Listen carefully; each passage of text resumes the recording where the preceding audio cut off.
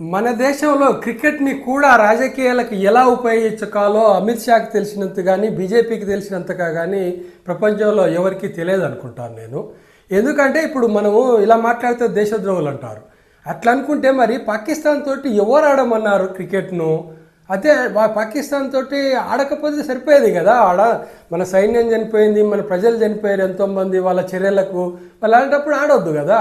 ఆడడం ఎందుకు? ఆడి వాళ్ళు ప్లేయర్స్ ఎవరు? ప్లేయర్స్ అంటే ఇప్పుడు మన సూర్యకుమార్ యాదవ్ ఉన్నాడు మన కెప్టెను.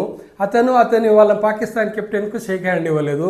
విన్ అయిన తర్వాత మన టీం కూడా పాకిస్తాన్ టీంకు షేక్ హ్యాండ్ ఇవ్వలేదు. వీళ్ళంతా ఎవరు? కాంట్రాక్ట్ ఉద్యోగులు, అంటే కాంట్రాక్ట్ చేసేటువంటి కూలీలు. బీసీసీఐకి, పాకిస్తాన్ క్రికెట్ కంట్రోల్ బోర్డుకు ఈ ప్లేయర్లంతా కూడా కూలీ లాంటి వాళ్ళు. డబ్బులు ఇస్తే పని చేస్తారు, డబ్బులు ఇస్తే ఆడతారు. అంటే వాళ్ళ అగ్రిమెంట్ ప్రకారంగానే ఉంటుంది. అన్నీ కూడా వాళ్ళు చెప్పినట్టుగానే నడుచుకోవాలి. చివరకు డ్రైయర్ వేసుకోవాలన్నా వాళ్ళు చెప్పిన కంపెనీ డ్రైయర్ వేసుకోవాలా, బయట సెట్ వేసుకోవాలన్నా వాళ్ళు చెప్పిన కంపెనీ సెట్టే వేసుకోవాలా. అలాంటి వాళ్ళు కూలీలు, అలాంటి కూలీలు వాళ్ళు బీసీసీఐ దగ్గర, పాకిస్తాన్ దగ్గర. నేను చెప్తే మీకు తేడా కనిపించవచ్చు. అంటే ఇక్కడ వాళ్ళు చేసేది ఏమిటంటే ఓన్లీ కూలీ పని చేస్తుంటారు, ఆడతారు, వచ్చిన డబ్బులు తీసుకుంటారు. కానీ మిగతా అన్నీ కూడా మన బీసీసీఐ చేస్తుంది. అలాంటప్పుడు మరి ఈ ఆడియడం ఎందుకు? ఆడిచ్చి క్రికెట్ ప్లేయర్లను ఎందుకు ఇన్సల్ట్ చేయడము? ఆ ఇన్సల్ట్ అనేది మన ప్లేయర్లకు కూడా వర్తిస్తుంది కదా. అలాంటప్పుడు ఊరికి ఆడకపోతే దేశానికి ఎంతో గౌరవం కూడా దక్కేది కదా. అప్పుడేమో డబ్బులు కావాలి. క్రికెట్ ఆడితే పాకిస్తాన్తో ఇండియా టీం ఆడితే వచ్చే డబ్బులు మాత్రము వీళ్ళు ఐసీసీఐ, బీసీసీ వీళ్ళంతా వాళ్ళ బ్యాంకుల అకౌంట్లోకి వేసేసుకుంటారు, వాళ్ళకి వచ్చే మనీ అంతా. తర్వాత ఏమో షేక్ హ్యాండ్స్ ఇస్తేనే దేశం పరువు పోతుందా?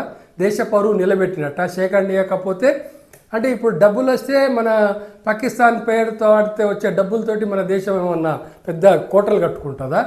మరి అట్లాంటప్పుడు ఆడకుండా పోతే అయిపోయేది కదా. తోడు క్రికెట్ ఆడమని చెప్పి ఎవరన్నా చెప్పిరా మీకు? మీరు మీ లాభాల కోసం క్రికెట్ ఆడతారు పాకిస్తాన్ తోటి, తీరా వచ్చేసేసరికేమో వాళ్ళతోటి షేక్ హ్యాండ్స్ ఇవ్వరు. ఇక్కడ ఏంటంటే మనకు అడ్వాంటేజ్ బీసీసీఐ మనదే, ఐసీసీ కూడా మనదే. ఐసీసీ ప్రెసిడెంట్ వచ్చేసి మన అమిత్ షా కొడుకు జై షా. ఇంకా వాళ్ళకు అడ్డమే ఉండదు. వాళ్ళు చెప్పినట్టుగా ఇప్పుడు ప్రపంచ క్రికెట్ అంతా నడుచుకుంటుంది.